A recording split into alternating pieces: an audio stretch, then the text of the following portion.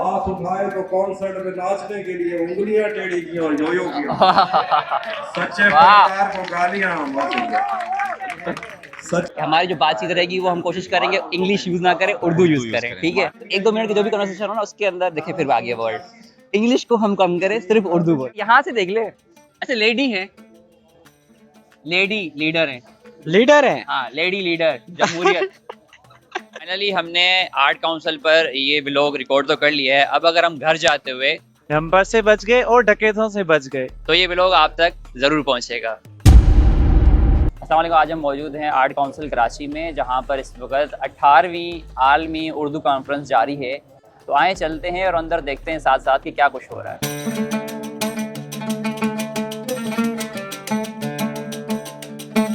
अभी हमने vlogging start ही की थी और आपको पता है कि यार जौहर से आर्ट काउंसिल तक आना एक वाकई मुश्किल सफ़र है। आजकल की सूरत हाल आपको पता है, कराची की सड़कों का क्या हाल है, बाइक पर आना बहुत मुझे थका हुआ फील हो रहा था। तो आते के साथ ही व्लॉगिंग स्टार्ट की थी।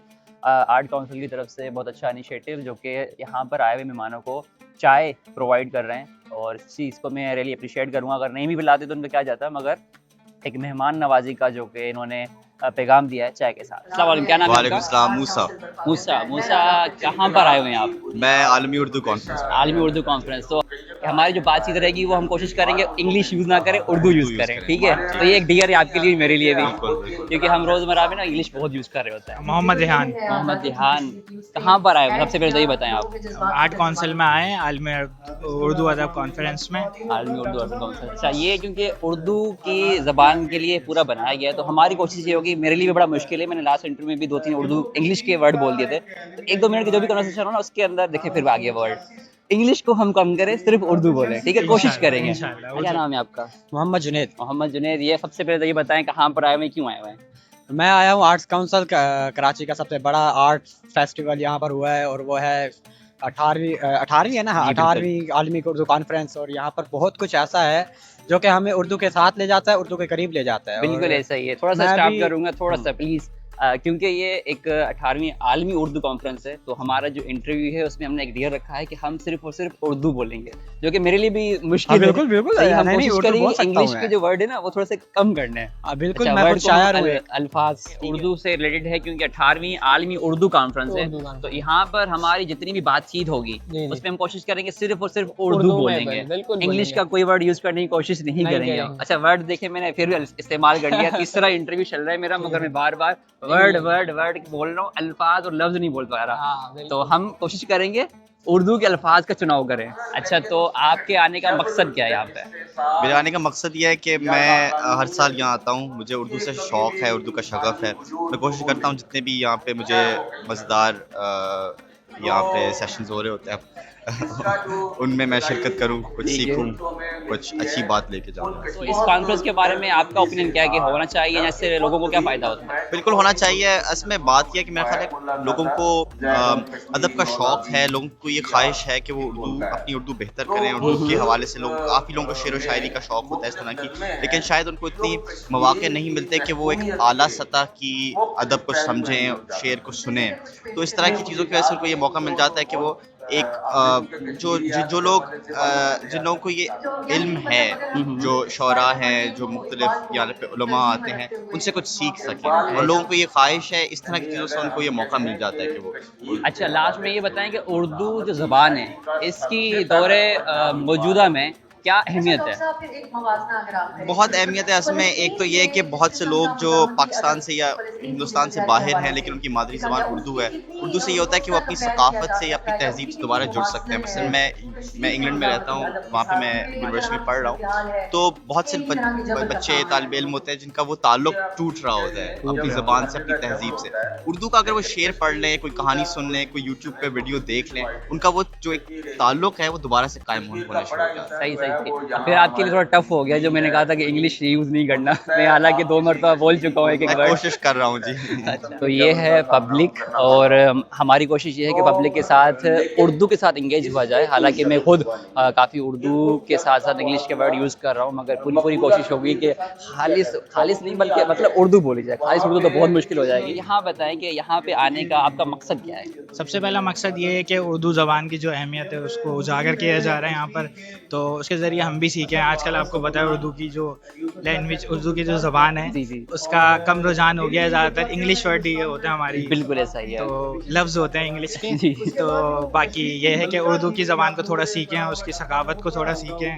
तो आजकल कराची में भी, हालांकि कराची उर्दू जी, ज़बान जी। बोलने वालों का यहाँ पर भी कम हो गई। अच्छा तो ये बताएं, पहली मर्तबा आए या पहले भी कभी आए हैं? पहली मरतबा आया हूँ ऐसे मैं भी तो। पहली मर्तबा आया हूँ, व्लॉगिंग की वजह से मुझे मौका मिलता है।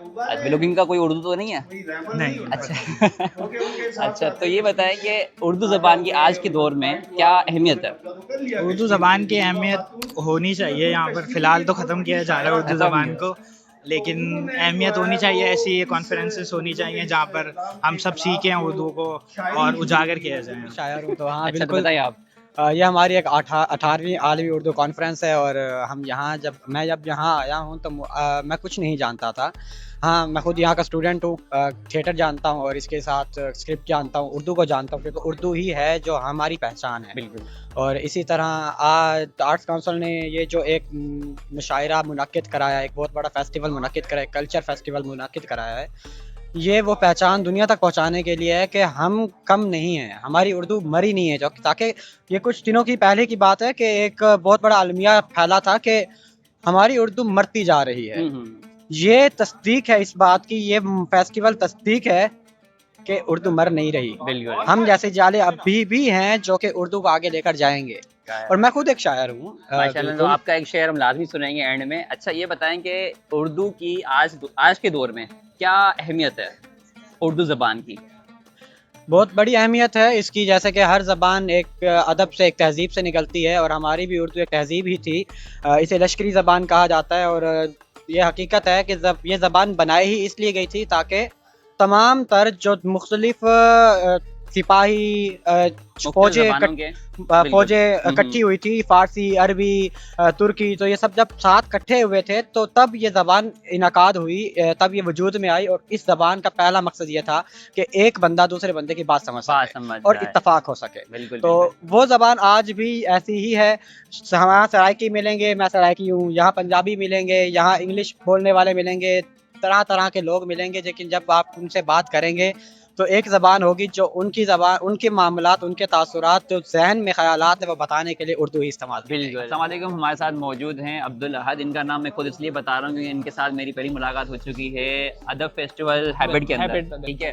तो यहाँ पर इनसे पूछेंगे कि उर्दू की अहमियत क्या है और यहाँ पर इनको क्या रिस्पॉन्स मिल रहा है, क्योंकि इनका अपना बुक स्टॉल है और ये हर जगह पे जहाँ भी कोई भी इवेंट होता है, कल्चर से रिलेटेड कोई भी फेस्टिवल होता है, तो ये अपना इदारे का जो स्टॉल है वो लगाते हैं, पीकॉक पब्लिशर सिंध। तो आप जब भी आएँ तो अब्दुल अहद के पास ज़रूर आया करें, अच्छा आपको एंटरटेन करेंगे पहली बात तो, और माशाल्लाह यंगस्टर हैं, खुद अवेलेबल होते हैं स्टॉल के साथ साथ। अच्छा अब्दुल अहद, आज का जो ये लगा हुआ है फेस्टिवल कॉन्फ्रेंस, उर्दू किस चीज़ पे डिपेंड है? ये असल में जो एक पर्टिकुलर इन लोगों ने चीज़ पकड़ी है, उर्दू अदबी आलमी कॉन्फ्रेंस। अब ये शुरू से जो इनके पहले, मैं तो फर्स्ट दिन से यहाँ आया हुआ हूँ, फ्राइडे से, सॉरी थर्सडे से, थर्सडे फ्राइडे आज सैटरडे है। इनका जो मेन फोकस है ना वो अपनी उर्दू को अहमियत और अदब उसके हिसाब से ना लोगों को अवेयर करना है। अच्छा हाँ। तो यहाँ पे मैं स्टॉप करेंगे। अच्छा तो पहले मुझे ये बताएं कि उर्दू की अहमियत आज के दौर में क्या है?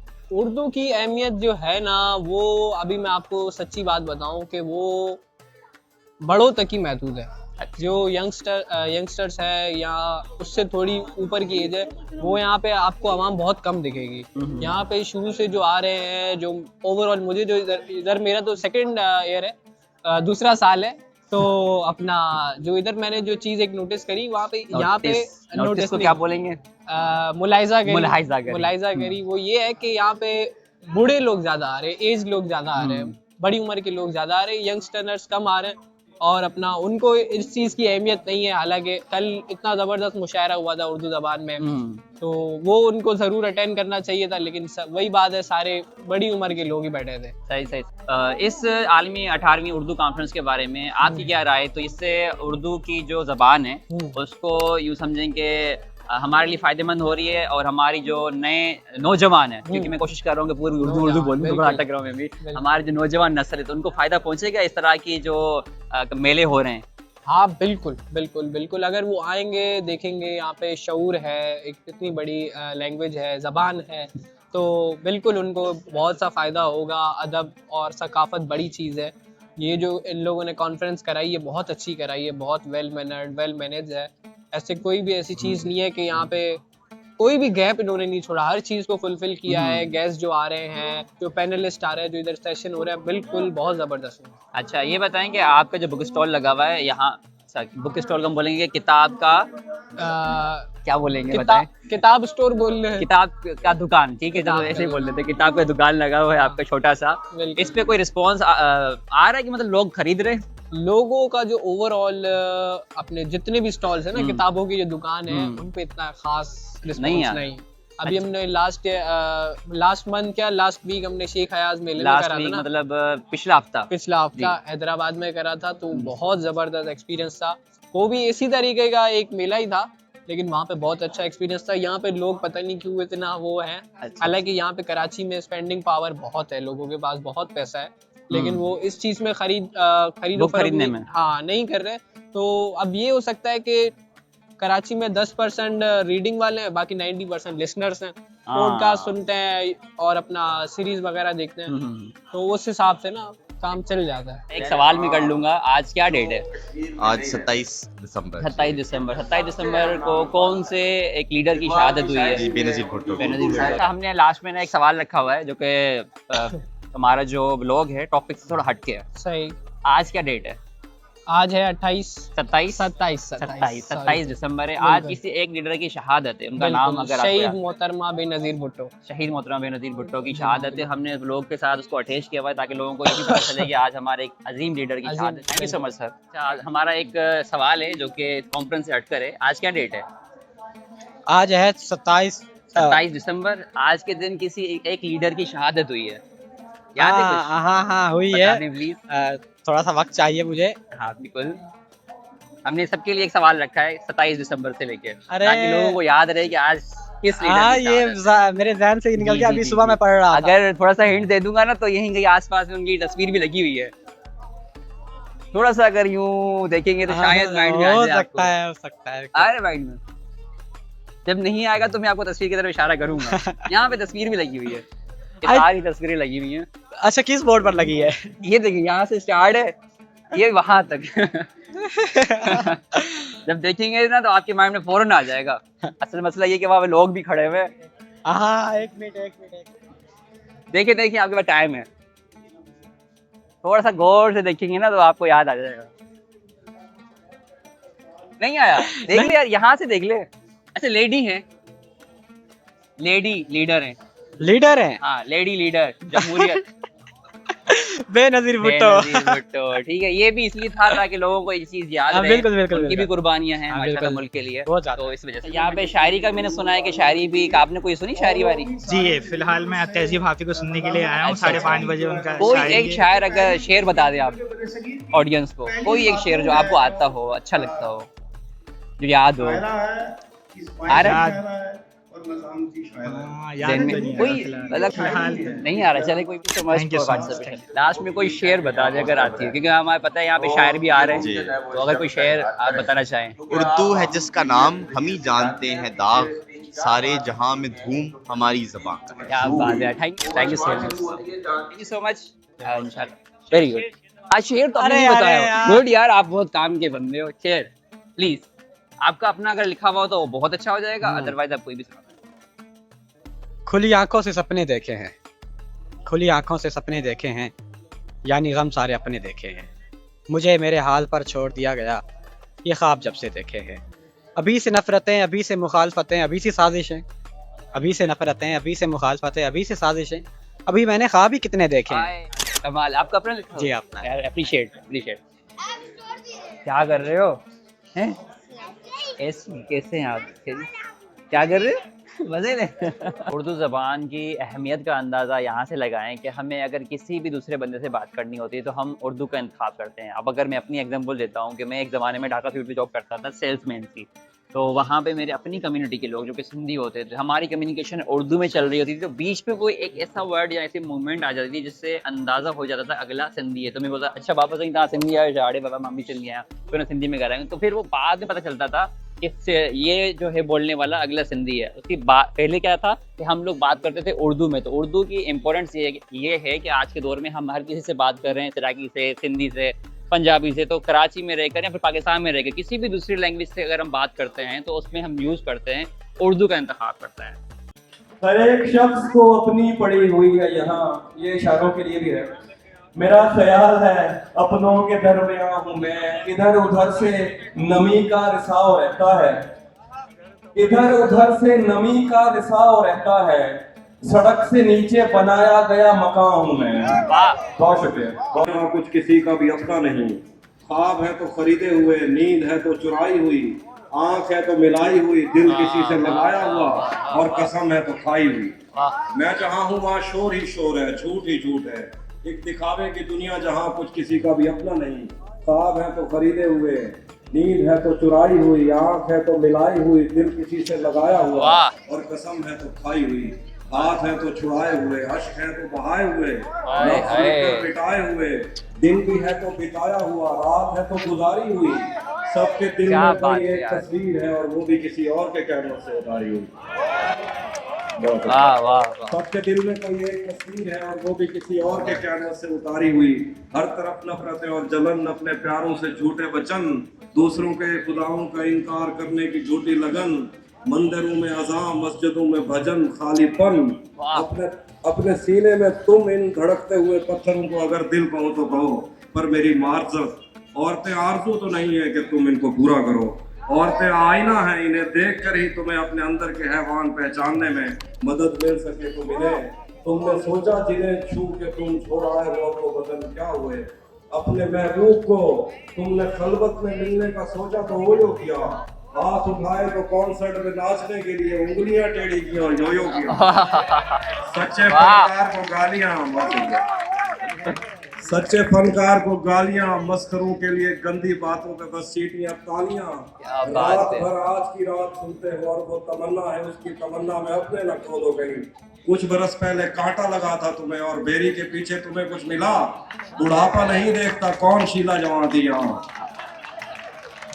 क्या बात है भाई।